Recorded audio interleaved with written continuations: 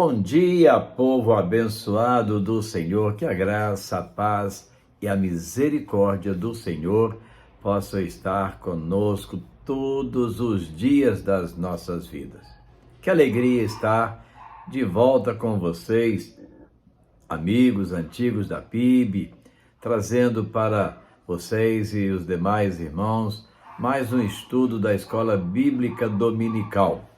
A nossa lição número 6 da revista Palavra e Vida da nossa Convenção Batista Fluminense. O texto de hoje, 1 de Pedro 1, de 3 a 12. O tema, a esperança na verdade.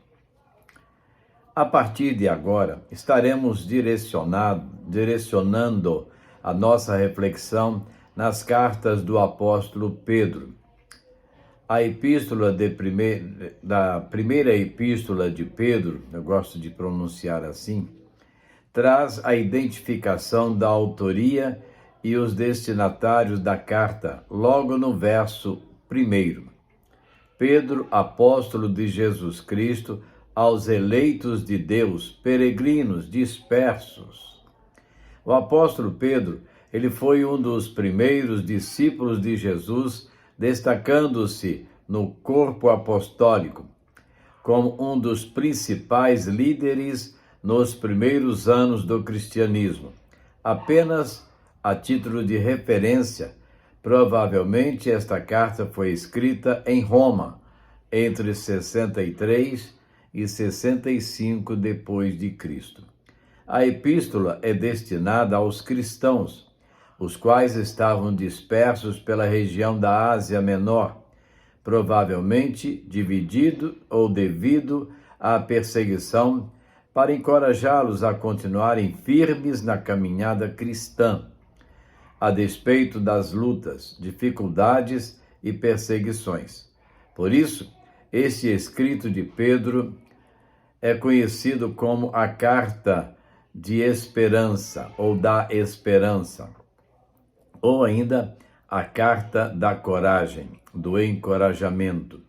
Então, não por acaso, nosso primeiro destaque é exatamente identificarmos o que o texto sagrado tem a nos dizer acerca da esperança, que para nós é mais que um sentimento, é uma convicção de que Deus está no controle de todas as coisas, quaisquer que sejam as circunstâncias por que passarmos. Primeiro ponto, o fundamento de nossa esperança. De nada adiantaria nossa esperança se ela seguisse a máxima popular, a qual afirma que a esperança é a última que morre. A esperança do cristão não morre jamais, pois está fundamentada na rocha, a qual é Cristo. A palavra grega para esperança tem o sentido de expectativa do que é certo, aguardando quando acontecerá e não se acontecerá. Portanto, diferente do dito popular, a esperança do cristão é uma esperança viva, compreendendo este sentimento em relação às promessas de Deus. Ao escrever aos cristãos que estavam experimentando provações e privações, Pedro os lembra do propósito e poder de Deus, os quais foram revelados na salvação, assegurada por Ele mesmo. Os salvos são eleitos, são escolhidos. Ao passo que os encoraja a enfrentar as lutas, uma vez que, por meio delas, a salvação deles estava sendo aperfeiçoada, pois Jesus é a fonte maior e única da regeneração. Ainda mais, através da sua ressurreição, temos assegurada nossa bem-aventurança futura, e enquanto mantivermos tal esperança, seremos guardados nesta vida aqui. Pedro, como testemunha da ressurreição de Jesus, conduz os cristãos daquela e de todas as épocas a verem a esperança na ressurreição, como baseada na vitória de Cristo sobre a morte, que afasta nosso olhar de nós mesmos para concentrá-lo em Deus, que é o fundamento da esperança cristã. A fundamentação da nossa esperança em Cristo está espalhada por todo o Novo Testamento. O apóstolo Paulo expressa: a eles quis Deus dar a conhecer entre os gentios a gloriosa riqueza deste mistério, que é Cristo em vocês, a esperança da glória. Colossenses 1, 27. Na Epístola aos Romanos 15, 13, o apóstolo Paulo define que Deus é o Deus da esperança, dando-nos a entender que Ele é o autor e não o objeto dela. A esperança nos ajuda a crer, a obediência nos coloca no caminho da paciência e conforto diante do sofrimento, fortalecendo nossa expectativa na herança eterna. Segundo, esperança de uma herança gloriosa. Através da ressurreição do Senhor Jesus, podemos ter a esperança de uma futura herança no céu, definida como uma herança que jamais poderá perecer, macular-se ou perder o seu valor. 3 expressões definem o caráter desta herança. Jamais poderá perecer, incorruptível, não passível de corrupção ou decadência, imperecível, não maculável, incontaminado, livre de contaminação, de sujeira, de degradação, não perde o valor, algo que não murcha, não definha. No que tange a esta última expressão, ela é a palavra grega amaraton, que significa, ou que designa, melhor dizendo, uma flor, amaranto, e sua semente que é comestível, cuja característica é preservar durante muito tempo suas cores e cheiro. Vejam que bela metáfora da herança, a qual está guardada, mantida, intacta, preservada no céu para os salvos. Aleluia, né? Aleluia. Destarte, o objeto central da esperança do cristão é a herança incorruptível, incontaminável e que não se pode murchar, a qual está guardada nos céus. A palavra protegidos significa aquilo ou aquele que é defendido ou mantido em custódia em uma fortaleza ou castelo, significando manter, vigiar, guardar. Pode também referir-se a uma sentinela, manter sob a guarda militar. Logo, essa herança não pode ser perdida pela perseguição, sendo, portanto, um encorajamento para todos os salvos, pois é uma herança espiritual eterna. Independentemente dos sofrimentos daqui, essa visão requer fé no poder de Deus, o qual nos guarda contra todos os inimigos, tendo a capacidade de preservar todo cristão comprometido com ele, conquanto seja uma herança para a eternidade. Ela é um fato concluído, pronto e esperando para ser manifestado no momento certo, até chegar à salvação, prestes a ser revelada no último tempo. Terceiro, a esperança em meio às provações. Nesta perspectiva, as tribulações fazem parte da didática divina para nos ensinar e preparar. O texto usa a palavra provação, em lugar de tribulação ou perseguição, pois o apóstolo trata dos problemas gerais que os cristãos enfrentam por estarem em meio a uma sociedade incrédula. O problema do sofrimento geralmente traz questionamento aos cristãos, mas o caminho para nossa glorificação precisa passar pelo teste da resistência às provações. Às vezes, há uma espécie de necessidade de que os seguidores de Deus sejam afligidos quando não passam por provações. Tendem a ficar descuidados e, quando têm prosperidade secular, provavelmente se voltam para o mundo. Todo esse processo purifica a alma da impureza e proporciona a manifestação da integridade da fé em Jesus Cristo. Podemos apresentar alguns aspectos da provação a partir do texto. Letra A. Elas entendem objetivos de Deus. Devam ser, pode ser entendido como se necessário. Indica que Deus usa as provações como disciplina quando se desobedece à sua vontade. Salmo 119, 67. Elas também preparam para o crescimento espiritual, ou ainda guardam de pecar, segundo aos Coríntios 12, de 1 a 9. Letra B. Elas são de todo tipo. De todo tipo. É a mesma palavra empregada para descrever a graça de Deus em 1 de Pedro 4:10.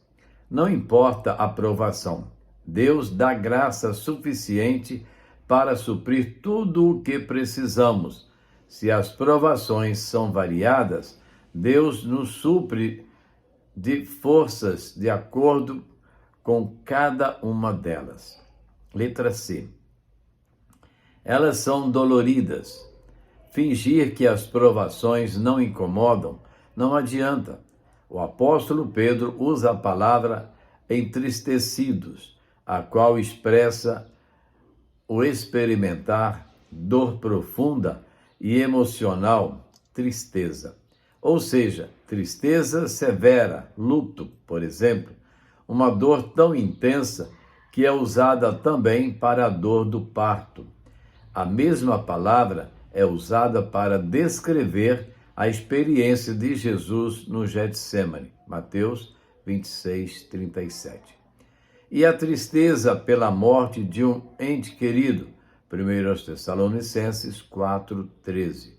Embora o afligir de severas provações, a fé do cristão é por elas refinada e a sua firmeza o capacita a desfrutar das bênçãos as quais Jesus concede agora e na eternidade.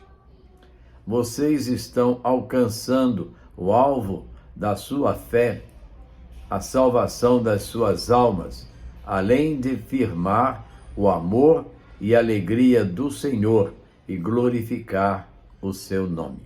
Letra D. Elas são controladas por Deus. Temos esta certeza na expressão por um pouco de tempo. Wiersbe diz que quando Deus permite que seus filhos passem pela fornalha, mantém os olhos no relógio e a mão no termostato, ou seja, a duração e intensidade das provações são controladas pelo Senhor. Paulo afirma: não sobreveio a vocês tentação que não fosse comum aos homens, e Deus é fiel, ele não permitirá que vocês sejam tentados além do que podem suportar. Mas quando forem tentados, ele lhes providenciará um escape para que o possam suportar. 1 Coríntios 10, 13. A palavra tentação aqui é a mesma em 1 de Pedro 1,6, grego pairasmos, a conotação que é diferente nos dois textos. E quarto, esperança proclamada e concretizada. Ser cristão não é uma fuga do mundo presente por causa da esperança eterna no céu. Mesmo nos momentos de sofrimento, de provações, o cristão pode, pela fé e fortalecimento interior proporcionado pelo Espírito Santo, transformar o sofrimento presente em glória nos dias que vive aqui. E esses versos finais do nosso estudo nos apresentam uma esperança proclamada e concretizada, já a partir da vida neste mundo em que as provações nos acompanham tão de perto. Spurgeon disse: uma fé pequena leva a alma ao céu, mas uma grande fé traz o céu para a alma. Que lindo, né? Uma fé pequena leva você até os céus, mas uma grande fé traz os céus até você. O verso 10 nos ensina que a salvação, a qual temos e aguardamos, é parte do plano de Deus desde a eternidade, algo que os profetas testemunharam, significando que eles mesmos a procuraram ou examinaram com cuidado as revelações feitas a eles, para entenderem exatamente o que foram designados falar e registrar no que tange à salvação, a qual deveria ser conhecida por meio do Messias. Assim, orientados pelo Espírito Santo, predisseram os sofrimentos de Jesus Cristo e a glória que sucederia aos seus sofrimentos.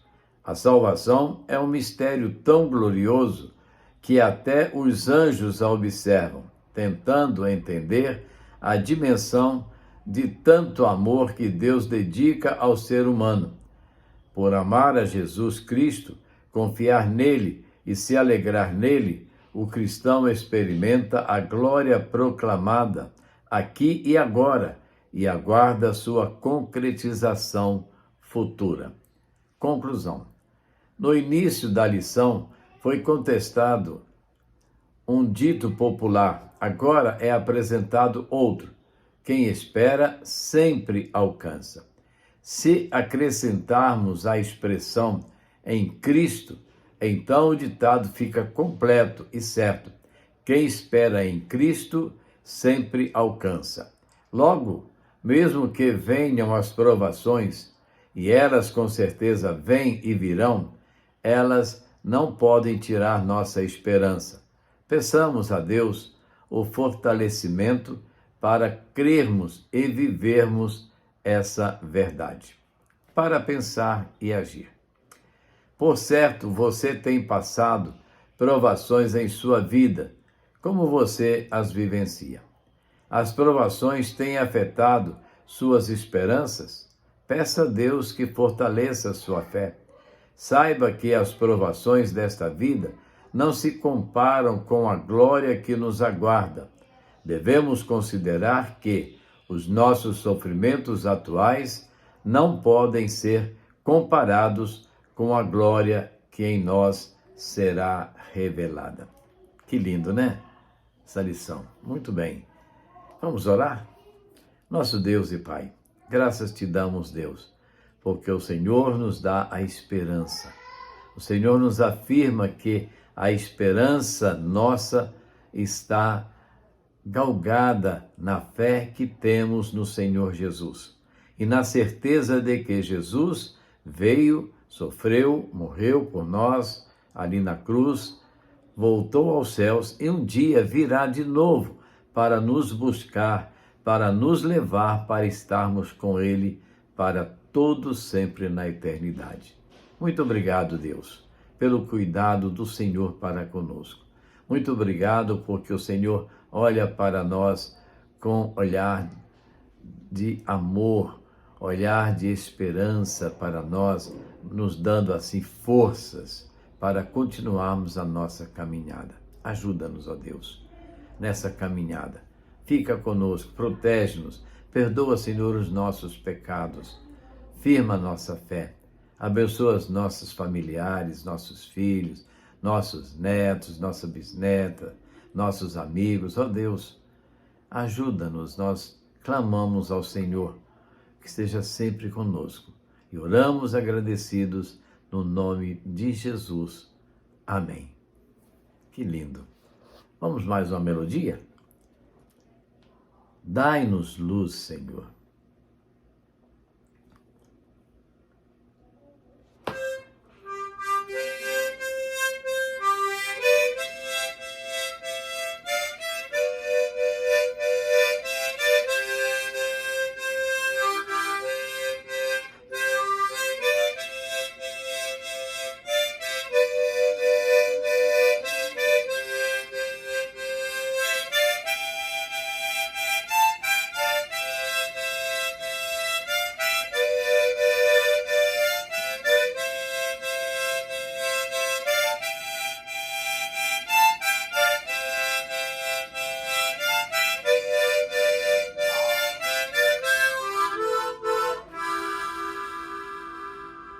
É assim, clamemos a Deus, Senhor, dá-nos a luz eterna, e nós estaremos sempre vivendo longe da escuridão. Assim, queridos, chegamos ao final de mais uma EBD com você. Que Deus nos abençoe e nos dê um domingo de muita paz, junto dos nossos familiares, muita alegria, e não se esqueça, logo mais, à noite, a partir das 19h30, nosso culto de celebração ao Senhor na casa do Senhor. Nós queremos convidar a você a estar conosco ali na Primeira Igreja Batista, de Itaperuna. Vá ali, ouça a voz de Deus, sinta a presença de Deus na sua vida, e que Deus te abençoe e te dê um dia de paz, seguindo de uma noite de descanso para um novo alvorecer, quando estaremos de volta com a nossa devocional com você. A todos, um bom dia na paz do Senhor.